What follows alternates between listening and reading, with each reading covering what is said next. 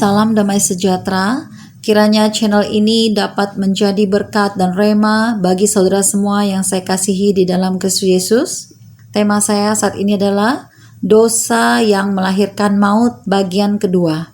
Saya mau bertanya saudara, mengapa seseorang masih mau berbuat dosa? Saya mau katakan, seseorang yang masih mau melakukan atau berbuat dosa, jika dilihat dari perspektif dunia atau kacamata dunia, sebenarnya ia masih memiliki sifat egosentris di dalam dirinya. Mengapa saya katakan egosentris? Karena segala sesuatu yang dilakukannya hanya berpusat kepada dirinya sendiri, yaitu kepada kesenangan dirinya sendiri, kepada kepentingan dirinya sendiri, selfish, mau menang sendiri, sehingga ia dengan sengaja tidak memperdulikan apakah orang lain tersakiti, terluka, atau bahkan dirugikan.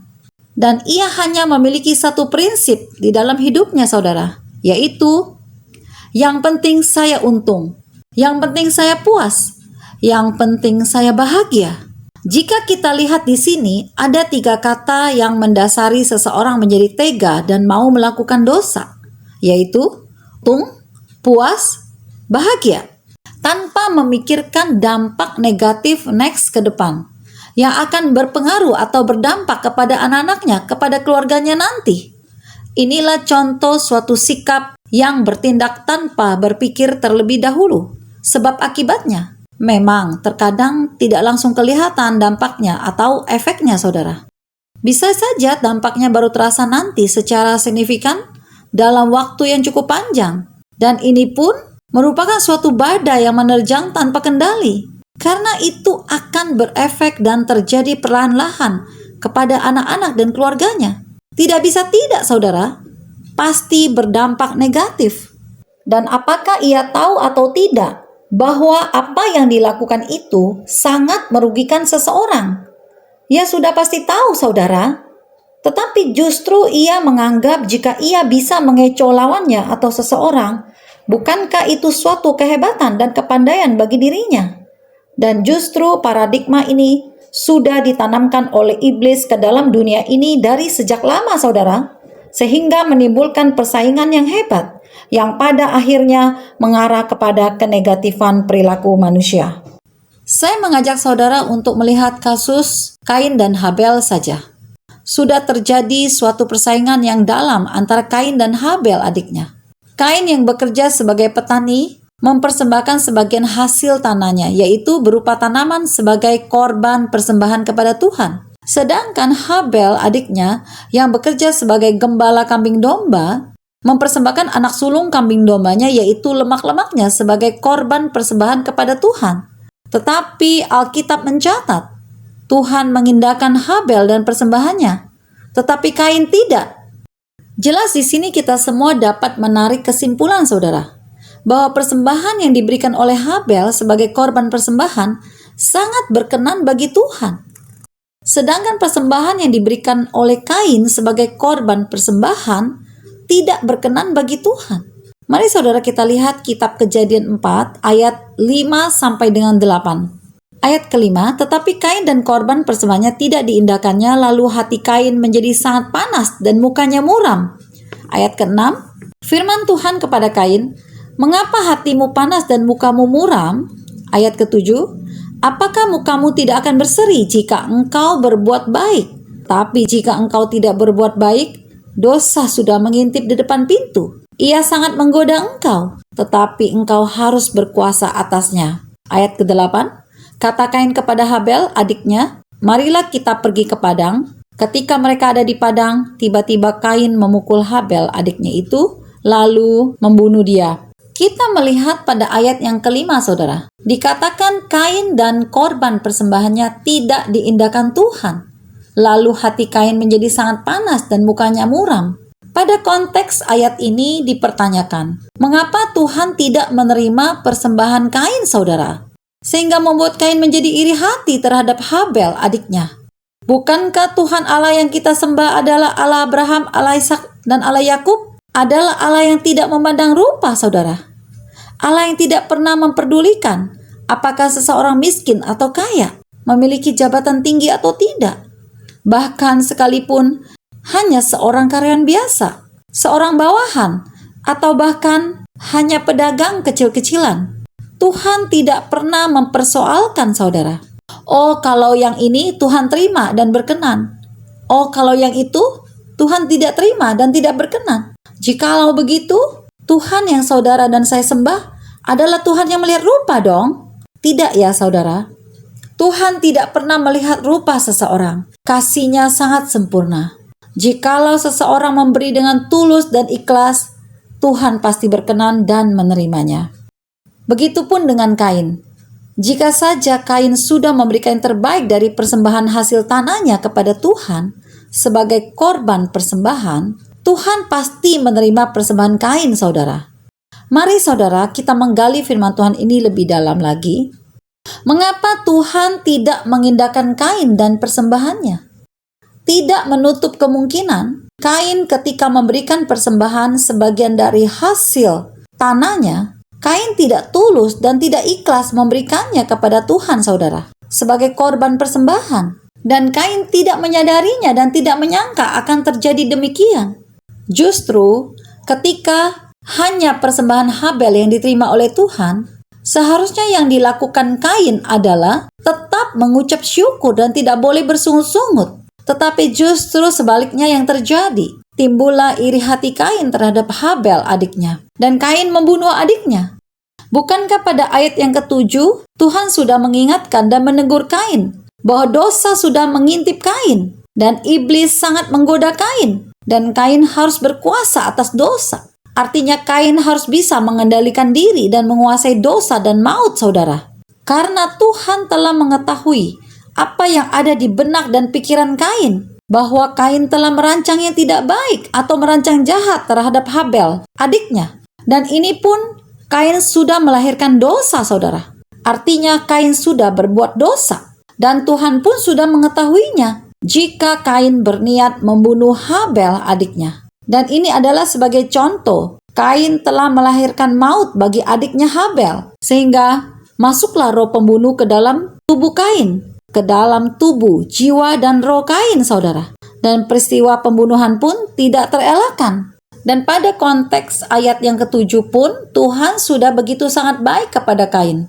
Tuhan telah terlebih dahulu menegur dan mengingatkan Kain sebelum Kain membunuh adiknya. Maka di sini saya mengajak saudara semua peka dan smart terhadap setiap permasalahan yang terjadi. Bagaimana saudara harus menyikapinya dan mengambil suatu decision atau keputusan. Karena jika saudara salah di dalam mengambil suatu keputusan atau tindakan, maka akan berefek fatal bagi diri atau kehidupan saudara tentunya. Dan bukankah iri hati itu timbul karena adanya persaingan di antara manusia, saudara? Yaitu sikap saling membanding-bandingkan. Jika seseorang mau introspeksi diri, mau menerima dirinya apa adanya sebagai seorang umat ciptaan Tuhan yang tidak lepas dari kekurangan, mau mengucap syukur apapun yang dimilikinya, karena percaya manusia tidak ada yang sempurna, dan kesempurnaan itu hanya milik Tuhan, saudara. Saya percaya tidak akan timbul iri hati dan terciptanya suatu persaingan.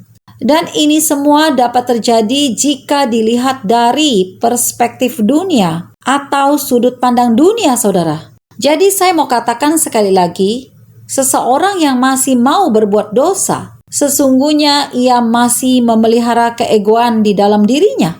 Inilah salah satu perbuatan yang sangat tidak disukai oleh Tuhan, saudara. Memang kelihatannya simple, sederhana ya saudara. Cuma egosentris saja kok. Tapi saya mau bilang, inilah awalnya timbulnya dosa. Atau dosa itu mulai lahir dari diri seseorang. Karena jika seseorang sudah memelihara ego di dalam dirinya, maka sesungguhnya ia sudah mulai memelihara dosa dikit demi sedikit di dalam dirinya, saudara. Lama-lama akan menjadi bukit jika ia tidak berusaha melawan atau memutuskannya melalui nama Yesus yang ajaib dan penuh kuasa itu. Ego dimulai biasanya dengan adanya kepahitan atau dendam pada diri seseorang, saudara. Dan apalagi dendam itu sudah bercokol lama di dalam hati seseorang, maka ego itu akan semakin muncul atau kentara, saudara. Dendam pun bukan hanya diartikan begini, Seseorang yang telah berbuat jahat, lalu ia menaruh dendam pada orang tersebut.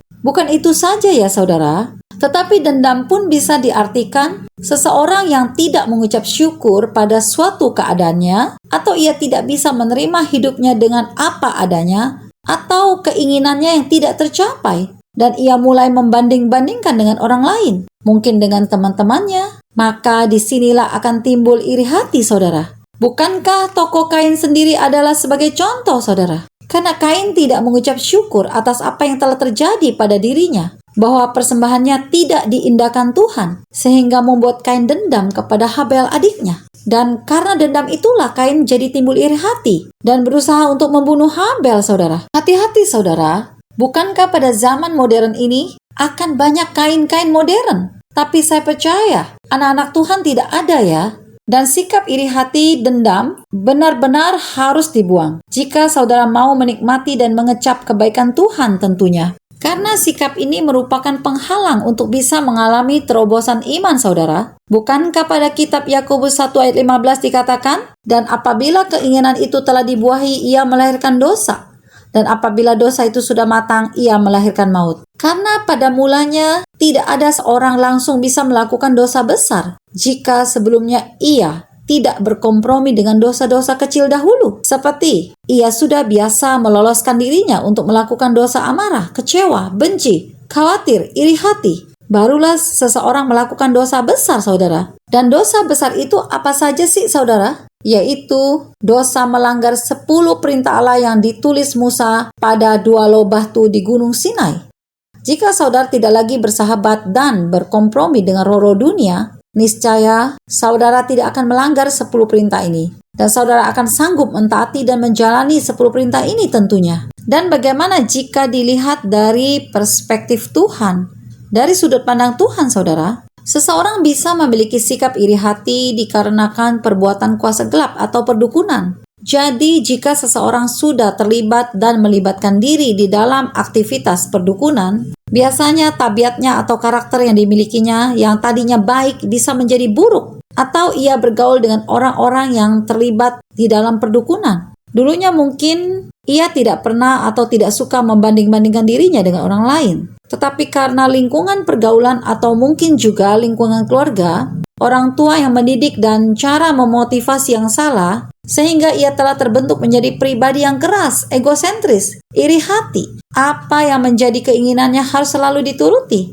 Ini adalah sebuah pertanda dan salah satu faktor penyebab seseorang menjadi melakukan dosa atau berbuat dosa saudara. Tanpa ia sadari, iblis telah menggiring dirinya perlahan-lahan untuk masuk ke dalam perangkap yang sudah dipasang oleh iblis. Dan bahkan ia sudah menjadi target iblis untuk dihancurkan, bahkan dibinasakan. Katakanlah ia berada di dalam suatu perkumpulan atau circle pergaulan yang sudah biasa memakai jasa perdukunan. Maka dengan mudah dukun-dukun atau paranormal yang sudah berkorelasi dengan mereka, membaca roh-roh mereka. Siapa teman-teman mereka? Siapa saja yang dekat dengan mereka? Maka dengan mudah dukun itu melempar roh dunia kepada yang bersangkutan yang melibatkan diri di dalam pergaulan tersebut. Jika dukun berhasil membelenggu mereka dan mengikat mereka dengan roh dunia, maka disinilah akan terjadi suatu pemuridan saudara. Biasanya dukun bekerja hanya melalui mantra saja. Jika dukun itu melempar roh iri hati, maka orang tersebut akan langsung memiliki sikap iri hati. Jika dukun itu melempar roh WTS, orang tersebut akan menjadi WTS atau wanita tunasusila saudara. Dan jika dukun itu melempar roh jina, maka ia akan berzina atau menjadi pelakor. Dan jika dukun itu melempar roh pembunuh, maka orang tersebut akan membunuh seseorang saudara. Dan jika dukun itu melempar roh persilan pertengkaran, maka orang tersebut bisa melakukan KDRT terhadap pasangannya yang tanpa diduga. Jika dukun itu melempar penyakit, maka orang tersebut akan mengalami sakit sesuai penyakit yang dikirim oleh dukun tersebut saudara. Dan jika dukun itu melempar roh lesbi, orang itu akan menjadi lesbian. Lalu jika dukun melempar roh gay, orang tersebut akan menjadi gay saudara. Dan untuk khususnya LGBT, saya akan bahas lebih detail di video saya berikutnya nanti ya. Jadi saya pikir betapa bahayanya hidup manusia jika ia tidak mengerti pengetahuan tentang alam roh. Mereka yang hanya mengerti sebatas menyembah Tuhan, tiap minggu ke gereja, hanya sebatas melakukan aktivitas pelayanan, lalu selebihnya bekerja, berkarir, monoton hanya itu saja yang digeluti. tanpa mengerti dan tidak mau mencari tahu bagaimana iblis bekerja di balik dunia nyata ini, yaitu dunia alam roh. Dan sikap inilah yang sangat perlu diwaspadai oleh anak-anak Tuhan, saudara. Jangan sampai saudara terjebak di dalam permainan iblis, yang pada mulanya kelihatannya, nggak apa-apa, baik-baik saja. Padahal dikit demi sedikit iblis telah berhasil menghancurkan integritasnya dan bahkan telah berhasil menghancurkan pertahanan imannya kepada Kristus. Dan sikap yang mencerminkan karakter Kristus yang dimilikinya pun dihancurkan dan direbut oleh iblis. Satu persatu kekudusannya telah dilucuti oleh iblis, saudara. Bukankah firman Tuhan mengatakan, pergaulan buruk merusak kebiasaan yang baik? Jika seseorang mengerti alam roh, ia pasti akan sadar dan mengerti betapa pentingnya hidup di dalam kekudusan dan bertindak cerdik seperti ular, tulus seperti merpati. Dan sikap cerdik seperti ular, tulus seperti merpati sendiri bukan suatu tindakan yang pura-pura baik, lalu meliciki atau berbuat licik kepada seseorang. Bukan begitu ya, saudara. Sikap cerdik seperti ular, tulus seperti merpati adalah ia harus tahu mana kawan dan mana lawan, saudara. Ketika ia tahu yang dihadapi adalah lawan, so pasti ia juga harus pintar menyikapinya. Ia harus minta hikmat kepada Tuhan dan berdoa. Ia harus bisa memposisikan dirinya sebagai benar-benar anak Tuhan yang sejati, yang tidak dapat dijebak dalam kondisi apapun. Nah, pada saat itulah sikap peka dan smart harus ada pada anak-anak Tuhan.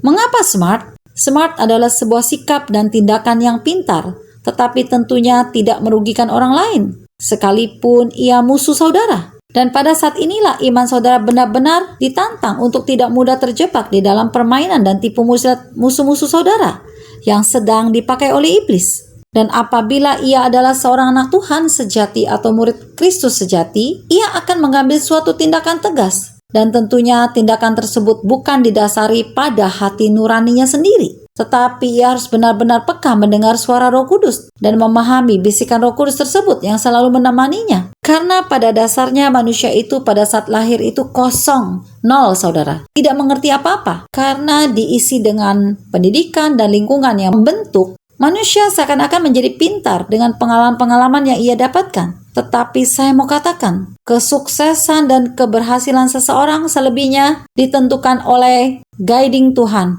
bukan kuasa gelap. Karena jika kuasa gelap yang mengguiding atau menuntun seseorang, maka ujungnya atau akhirnya akan kembali kepada nol, saudara. Saudara harus peka dan selalu meminta kepada Tuhan untuk menyelidiki hati saudara. Apakah masih ada sifat-sifat yang tidak beres atau tidak berkenan bagi Tuhan? Jangan mentang-mentang sudah ditebus, dilayakkan, dan dimerdekakan hidupnya oleh Kristus, lalu saudara mengabaikan hal tersebut. Saudara harus selalu meminta kepada Tuhan untuk menyelidiki dan mengkoreksi serta minta kepada Tuhan untuk menjaga hati saudara, untuk tetap berkenan bagi Tuhan dan tidak menyimpang dari kehendak Tuhan. Dan sekalipun terjadi penyimpangan pun, penyimpangan tersebut tidak terlalu jauh, dan segera ambil sikap untuk memutar dan kembali kepada rule Tuhan. Dan saudara harus tetap berusaha untuk tidak menyimpang dan tidak terpengaruh oleh circle lingkungan saudara. Caranya, saudara berdoa kepada Tuhan untuk Tuhan mampukan keluar dari circle pergaulan saudara yang akan menjadi ancaman kepada saudara. Jelas kontrolnya adalah firman Tuhan, saudara, dan Roh Kudus yang tinggal di dalam saudara yang akan menuntun, mengguiding saudara. Jika saudara hidupnya kudus, Roh Kudus pasti akan membisikkan saudara. Apa yang harus saudara lakukan ketika ancaman itu mulai mengintai saudara? Banyak sekali anak-anak Tuhan yang meremehkan hal ini. Mereka menganggap ini tidak penting. Mereka hanya melihat yang terlihat saja. Sehingga penyimpangan itu sudah terlalu jauh dan sulit untuk kembali kepada kehendak Tuhan. Karena jika kembali kepada kehendak Tuhan, mereka merasa hidupnya diremukkan. Mereka merasa tidak ada lagi zona nyaman yang selama ini meninabobokan mereka, yang membuat mereka bahagia, terlena. Mereka merasa betul-betul menemukan kebahagiaan yang sesungguhnya. Padahal saya mau katakan, tidak seperti itu ya saudara.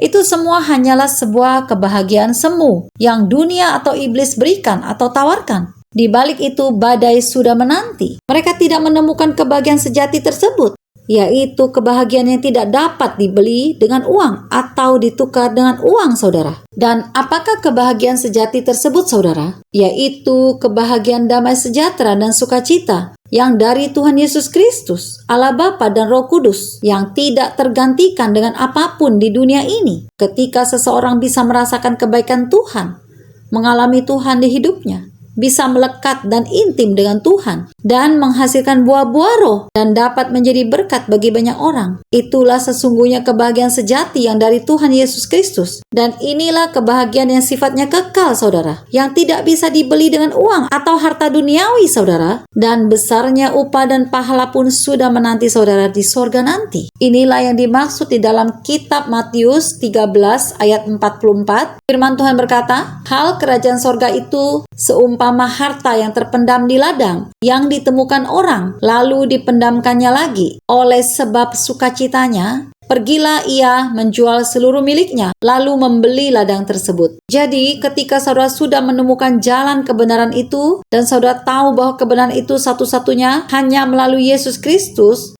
maka saudara pastinya akan berusaha dan mengupayakan dengan segenap hidup dan kekuatan saudara untuk meraih kebenaran tersebut. Dan yang digambarkan di dalam kitab tersebut adalah sebuah harta terpendam. Mengapa dikatakan harta terpendam, saudara? Karena tidak diketahui oleh orang banyak, dan harta tersebut tidak bisa hanya dengan dilihat dan diraba, tetapi harus dinikmati, dialami, dan dirasakan. Jadi, ibarat harta terpendam yang tidak diketahui oleh orang banyak karena letaknya dalam sekali, dan tidak semua orang dapat menemukannya, saudara. Dan ia sangat berharga, bernilai, melebihi emas permata. Jadi, jika seseorang telah menemukannya, ia tidak akan pernah melepaskannya. Bahkan segala keindahan yang ada di dunia ini pun tidak lagi bernilai tinggi baginya. Dan harta terpendam tersebut adalah perihal kerajaan sorga, saudara, yaitu kasih karunia Kristus, saudara. Jadi Lucifer atau iblis pun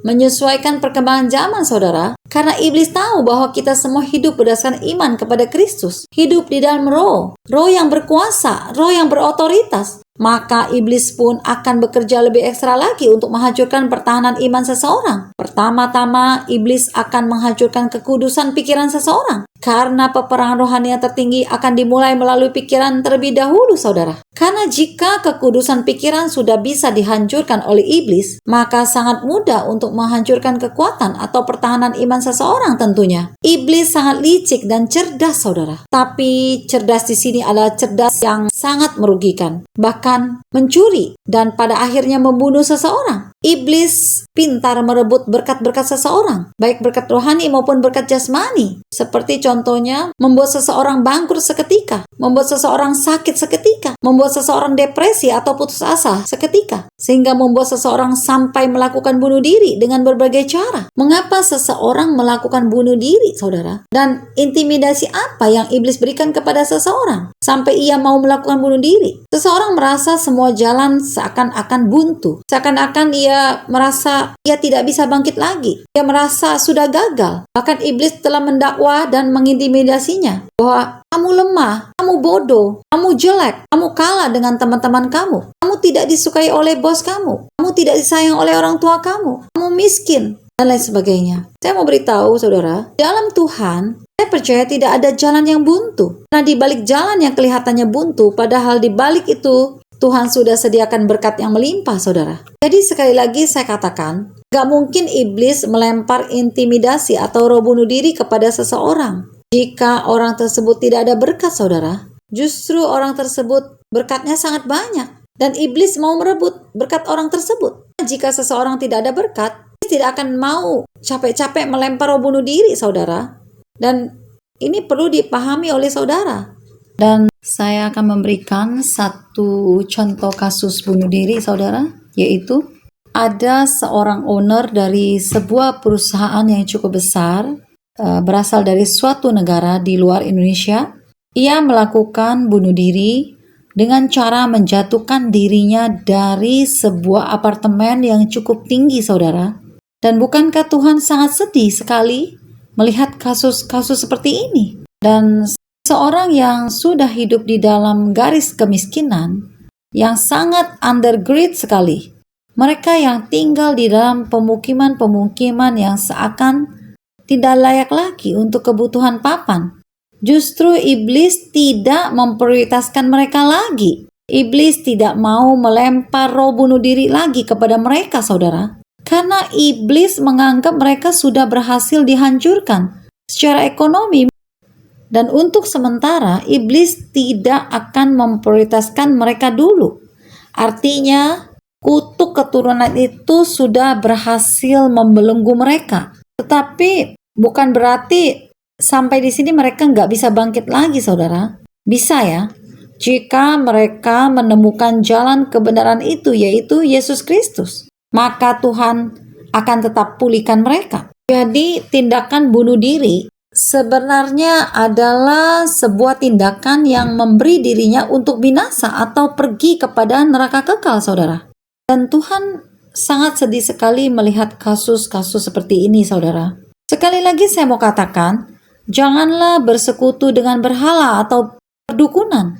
Karena roh-roh dunia itu akan dilempar kepada saudara. Seperti roh iri hati, roh zina, roh dendam, emosi, roh sombong, mungkin juga roh hiperseks, roh maniak seks, roh biseks, dan seseorang akan sangat sulit sekali melepaskan roh-roh dunia tersebut. Ia akan menjadi pribadi yang keras hati, sombong, pongah, tidak bisa dinasihati, atau mau mendengarkan nasihat orang lain, karena merasa dirinya sudah benar dan paling benar, saudara. Dan tipikal ini tidak bisa mengalami terobosan iman. Dan mana mungkin mengalami pertumbuhan iman, saudara? Yang ada justru adalah kemerosotan iman. Dan ini berbahaya sekali. Dan akhir-akhir ini saya akan banyak sekali berbicara dan membahas tentang iman, saudara. Karena hidup kekristenan itu sebenarnya bukan berpusat kepada berkat jasmani atau materi saja, tetapi berpusat pada kekuatan iman dulu tentunya. Karena iman itu yang akan membawa seseorang kepada kekekalan. Dan firman Tuhan pun mengatakan, carilah kerajaan Allah dan kebenarannya, maka semua akan ditambahkan. Jadi berkat jasmani dan materi itu adalah sebagai reward yang Tuhan pasti akan tambahkan, saudara. Kebajikan dan kemurahan pasti otomatis akan mengikuti saudara. Dan pondasi iman yang kuat adalah untuk melawan roh-roh jahat atau iblis. Karena peperangan kita sesungguhnya bukan lagi melawan darah dan daging, saudara. Dan ketika kita semua sudah hidup di dalam kasih karunia Allah, hidup di dalam roh, maka saudara dan saya harus memiliki kualitas kekudusan yang lebih tinggi lagi. Demi mendapatkan kehidupan dengan iman yang berkualitas, sesuai standar dan kriteria yang Tuhan kehendaki atas hidup saudara semua. Jadi, Yesus pun memberitakan Injil kebenaran ketika hidup di dunia ini. Dan tujuannya untuk apa, saudara? Agar manusia mau bertobat. Maka saudara pun harus lakukan itu.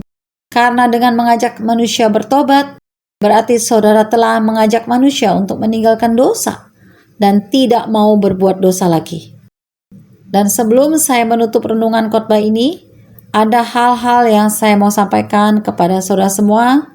Kiranya hal-hal ini dapat menjadi berkat bagi kita semua, yaitu sikap anak Tuhan yang memberi teladan memang benar harus percaya diri, tidak minder, karena minder sendiri adalah dosa. Seseorang harus bisa tampil apa adanya, plus minusnya. Tampil apa adanya pun bukan berarti tampil secara sembarangan, saudara.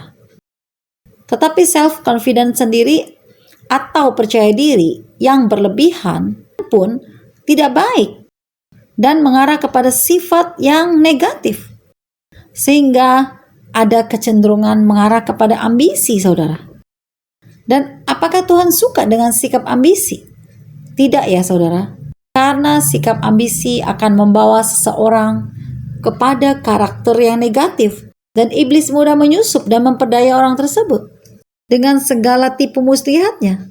Dan sangat mudah ditunggangi oleh kuasa gelap. Dan mengapa sifat ambisi sangat mudah ditunggangi oleh kuasa gelap? Yang pertama adalah sifat ambisi tidak mencerminkan seorang anak Tuhan atau pengikut Kristus. Kedua, sifat ambisi akan melupakan penerapan kasih yang Kristus ajarkan karena hanya berfokus pada diri sendiri, pada kesenangan dan kepentingan diri sendiri. Yang ketiga, sifat ambisi akan mengabaikan hak-hak orang lain. Dan saya berdoa saudara, agar saudara-saudara semua dimampukan oleh Tuhan untuk dapat hidup seturut kehendak Tuhan, diberikan kekuatan iman oleh Tuhan, agar dapat menjalani kehidupan dalam kondisi apapun dan tetap dalam pengucapan syukur. Tidak memakai cara-cara dunia untuk meraih sesuatu impian dan cita-cita. Tetap bersabar, tunggu waktu Tuhan. Berharaplah pada Tuhan saudara, maka Tuhan akan turun tangan atas hidup saudara. Dan jangan salah mengambil tindakan di dalam mencapai suatu keinginan, karena itu akan memperlambat langkah iman saudara. Segala kemuliaan hanya bagi Allah Bapa, Allah Putra, Allah Roh Kudus, di dalam nama Tuhan Yesus Kristus. Haleluya, amin. Tuhan Yesus memberkati.